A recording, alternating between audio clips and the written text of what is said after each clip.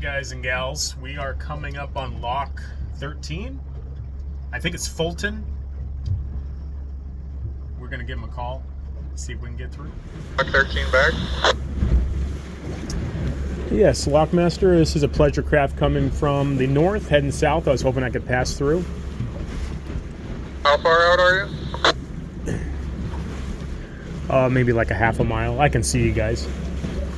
Okay, yeah, we have a ton of grass in the chamber right now. Give us a little time to get it flushed out. Sure, no problem. I'll find a place to hang out. Can you just give me a ballpark how long to check back with you? Yeah, what kind of is grass a concern for you? You got an outboard or what you got? What's your setup? I do have an outboard. It's it's a shanty boat, kind of a pontoon boat. Okay, well, we're getting ready to do a grass flush right now, so just give us a couple minutes, I'll get back with you. Sure, thank you, sir. We got a lot of wind again. Hitting us from the side. I don't know if it's a north wind or not. I have to see what direction we're kind of turned at, but they're flushing the chamber of grass is what they say. So we're just waiting to go through. I don't know if you guys can see this on the screen, what an absolute choppy mess this is. But the barge is handling it just fine. All right, so they called us in. We're gonna be in there with the towboat. I guess they got a lot of grass in there and they're trying to flush it out. And they're gonna make me tie up to the wall. They're gonna put some lines down to grab on the port side, which that's where my bumpers are at, so that's good. So we'll see how this goes. It's been kind of stressful, kind of in a holding pattern out here with all this side wind hitting us, but it's no big deal at the end of the day. We'll get her done. Okay guys, this is how this works. They put a line down for us and we're up against the wall. I'm trying to keep it from hitting the gutters. Seems to be okay. And we're in here with the towboat. And they're trying to clean out some grass.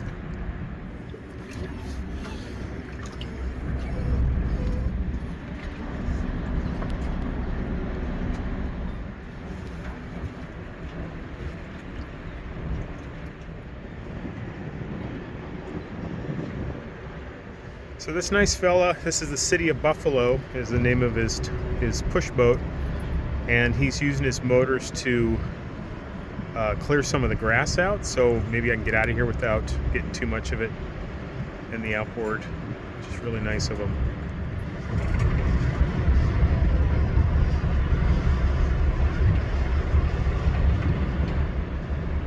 You can see how this works, guys. It's not rocket science. We just bring lines down, and then you just hold on to them, and as you're going down slowly, you just kind of let it slip through your hand here. Keep you close to the wall. It's easier with two people. You can see the boat turn sideways, so this is the front of the boat now. No way not to, unless someone was on the back side holding on to it. It's probably going to end up just doing a full circle. So I'm kind of getting an extra workout today. I'm trying to keep the boat from turning one side or the other.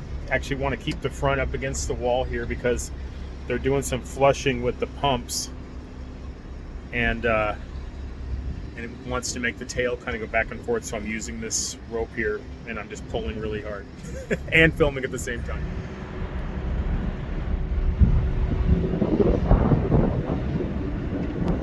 It's quite the day. Most stressful lock passage so far, for obvious reasons. Okay guys, I'm going to try to snake my way through this trail that this tug made for me here. We'll see how it goes.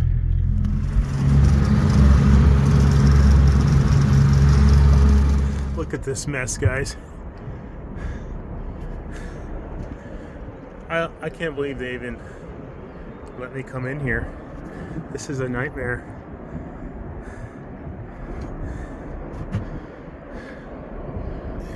Guys, I am dead in the water here, floating in seagrass. Do you have any advice?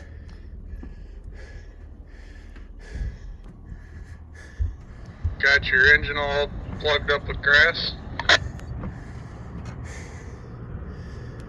Well, I kicked it up. I'm trying to clear it, but I'm basically floating in a sea of this stuff, and I don't want to blow my motor out trying to get out of here. Once you get around the edge of that long wall there, you should be able to. Grass should start breaking up on you. I would, maybe just shut your engine off and trim it up for a minute. All right, I'll just go adrift here for a bit. I'm actually kind of pissed that they even brought me into the chamber with that mess. If there's any sort of permanent damage to the outboard, I'm not sure what I'm gonna do, actually. I'm sure there's some kind of non-liability for the locks, but this is ridiculous. I'm just floating in a sea of... I mean, if my workhorse got damaged from this,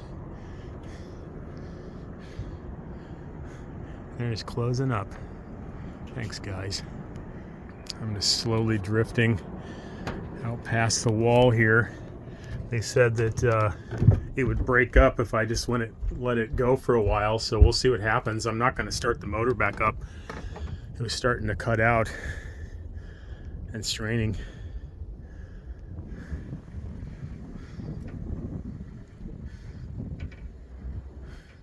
Yes, sir. If you can hold it on that wall there for a minute, I'll come down and get you a line.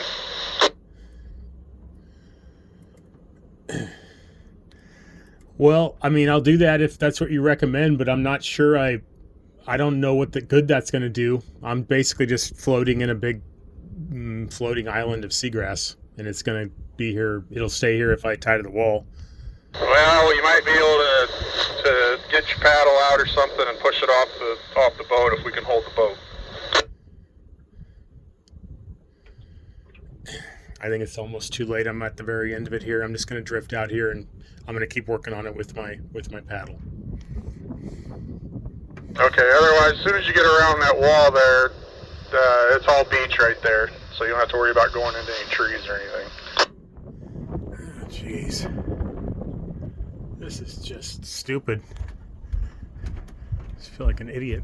I mean, maybe it's starting to break up a little bit. I don't know. I'm just floating in a big big mess. Guess we'll just go over this little cove here. I'll get over it pretty quick, but that totally pisses me off. They shouldn't have brought me into that chamber like that. I wasn't pressuring them. I wasn't on the horn saying, let me through, let me through. I would have waited. That could have done real damage to the motor. I'm still kind of hoping it didn't. I don't think it did, but that was stupid. You would think they would know better than that.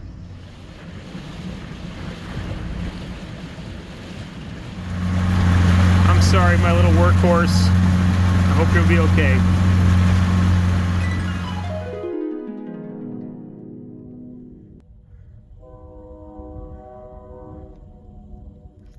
All right, we stopped near Fulton. I think Fulton's on the Illinois side of the river. And this might be Fulton also on the Iowa side. I'll look it up. We found a little dock to pull up to. And we are walking to the dollar store to get Wavey some treats. She's actually had a dog food too. She's been reminding me since yesterday. I've been wondering why she's just sitting there staring at me all the time. And she goes and checks her bowl. Usually when I put dry dog food in there, she just checks her bowl. And she sniffs it and she waits for me to give her treats. But now she's sniffing the bowl and she's like, I don't even see any dry dog food in there. What's going on? So we're going to do a quick trip. We're not going to do any sort of deep dive into this town, even though it'd be awesome. I can already tell. Neat little river town, another one. But we're on a mission. Stay tuned. Let's go get you some treats.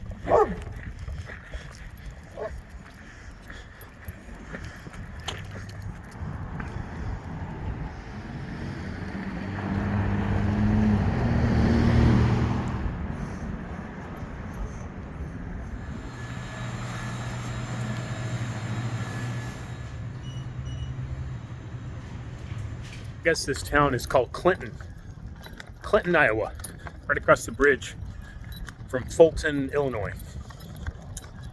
Looks like a nice little town. Another one. There's lots of places in this country that a person could probably just show up, get a job, to buy a little house. I see some spires to a church. It's on the way back to the boat. Let's check it out real quick.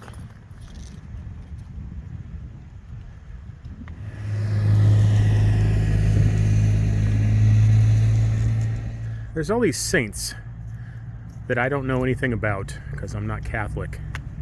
Like back in one of those river towns in Minnesota, there was Saint Felix, which I had no idea, never heard of. This one's Saint Boniface. So yeah, a lot of saints. That must be him.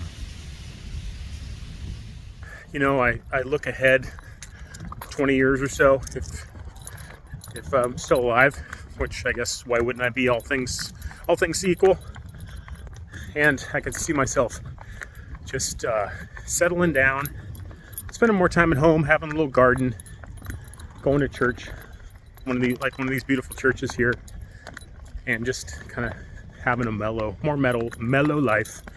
And I can look back on all the adventures I've had and know that I got to look around this, well, beautiful country, and some of the world too. So, I don't know. I just think about stuff like this when I'm walking around.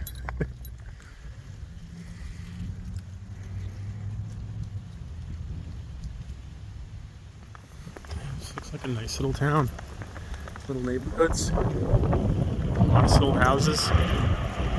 Which at one time, living here, buying a house was very affordable. Probably still is, relative to a lot of other places in the country, but I bet you the prices, like everywhere, have gone up quite a bit.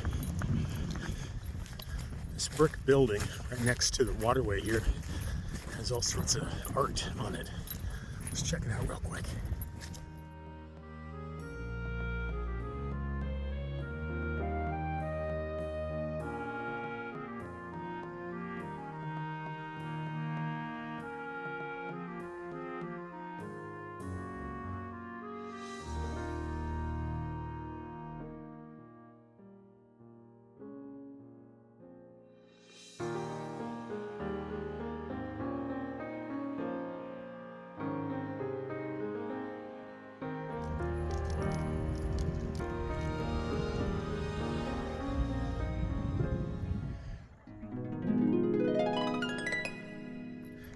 Again, I don't know why. I think of such random things. I remember when I was in college, I read this book. I wasted my time in college studying sociology, which was useless. But there were some good books, and there is a little something to it. It'll never make you any money, but I wasn't put in this earth to make any money. But it was called The Cultural Creatives. And I remember one argument that this sociologist made was that all the places that we think of in America that are, you know, kind of artsy and creative, and it's where all the creative people go, like New York City and Los Angeles, and well, he was making the argument, maybe he's doing her thing back there, those places are too expensive for artists to live, and so these little towns are going to end up being the places that art and creativity ends up flourishing because they're cheap to live, and, you know, an artist can feed himself while he's doing his art, right? Him or her. Well, when I see that art back there on that building, I think that, you know, this is a little town that I've never even heard of till today, Clinton, Iowa.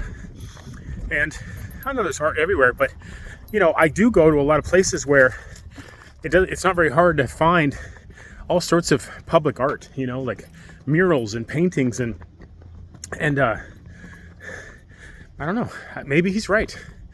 You know, after they hit it big, they might move to Los Angeles or New York and become Andy Warhol or whatever, but when they're making a name for themselves, they want to live in these little towns where it doesn't cost much money to live. So that's my thoughts. That was his theory anyways. And what do you think? Got any opinions on that?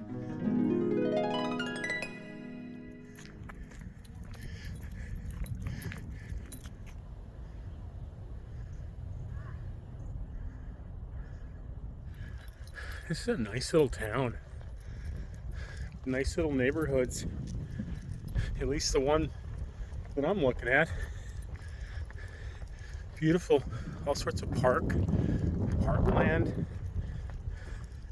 Look at that place.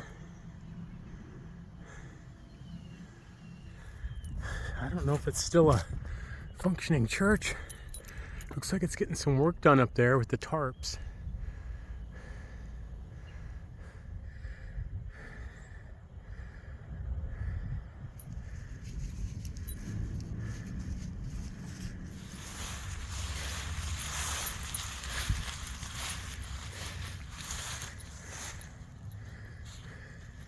Another saint. Saint Irenaeus.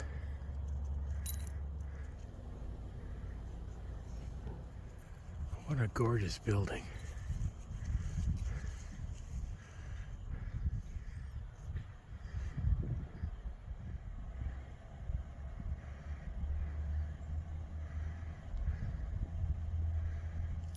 Am I the only one impressed by this stuff? I love walking around cities and looking at old architecture. Just awe-inspiring. It's amazing that it was built. The work that went into it.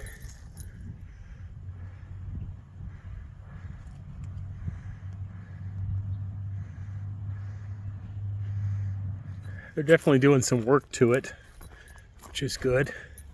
Looks like some foundation work, maybe some redirecting water away from it. What do they call it? Drainage. And just a very modest little neighborhood with modest little homes around it. I want to show this to you guys. A lot of these towns, these river towns, they have these flood walls, I guess is what I would call them. And then they have these gates, super tough, thick walls and gates.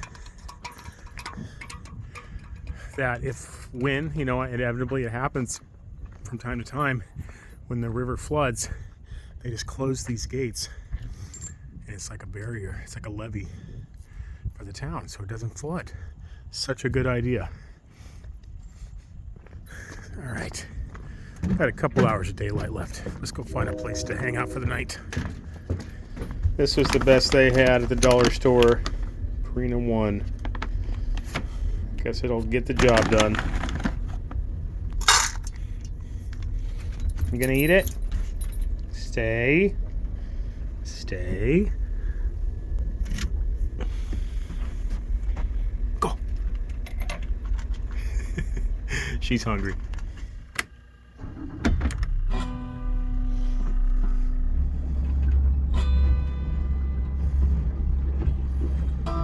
Always come back and check your pee stream.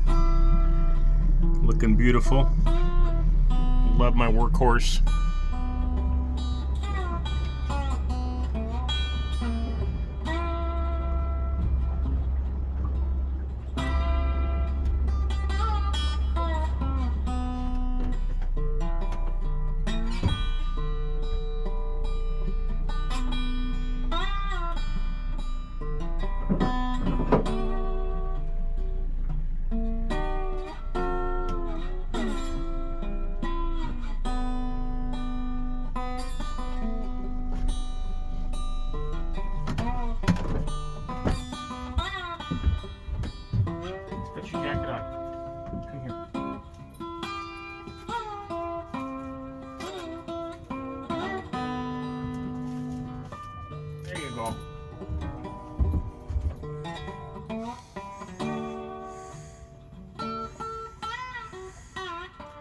It's starting to snow out there. Can you guys see that?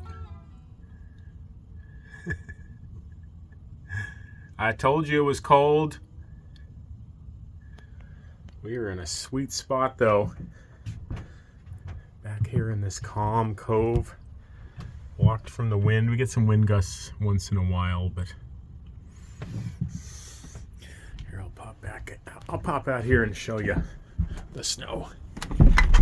I gotta fix that sticking door.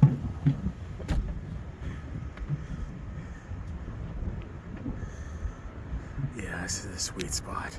You see that leaf come right at us? We're gonna make some food, then we're gonna launch the dinghy, go to that little walkway over there, and we're gonna walk to town in the snow.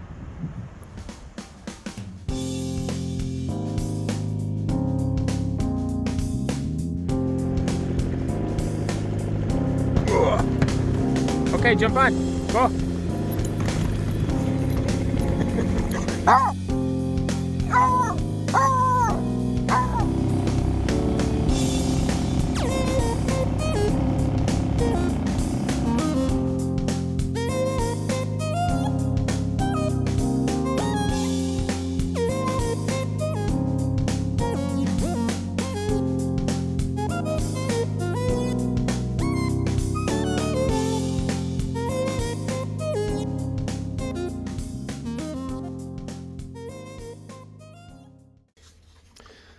I know this is what you really want.